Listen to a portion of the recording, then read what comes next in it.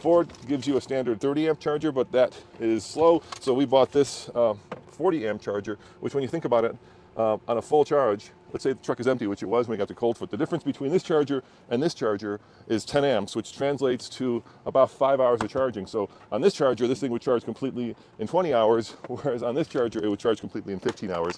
That is a huge difference. Now let's show them the camper, Tommy. Yeah, so this is pretty cool. Now this is the 4-wheel unit. So it sits on top of the bedsides on this F-150 Lightning, and then of course it pops up kind of like an old school Volkswagen Westfalia. Use this platform to move the tables around, fold it flat, create a little sleeping area. So this table right there pops up, and then you could lie it flat here, and then you could sleep on it. And the reason you might want to do that is, let's say you're sleeping at a Walmart, because that's where the chargers are. And this is a solar panel. Yep.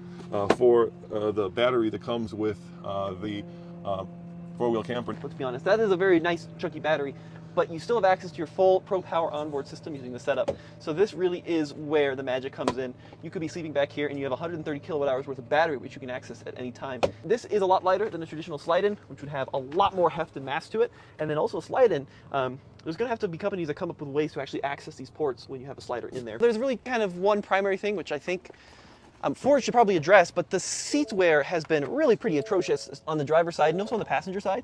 So you can see that on the front of this seat, the material is nice and snug, but along this middle here, it's really super loose, which you can kind of see there, and is actually pulling up and now creasing badly.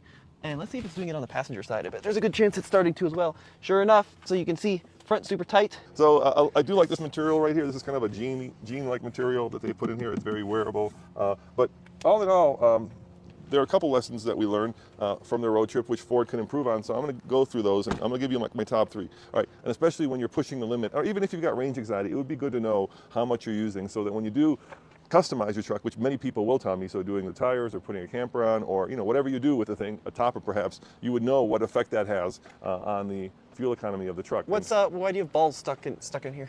That's our makeshift way of getting it to kind of be more upright, so that it's more aero. That's funny. Yeah. Yeah, but overall, big hits with the tires and the camper on range 220. The charging, we'll let David talk about today because he spends a lot of time doing it, has some really funny stories about it.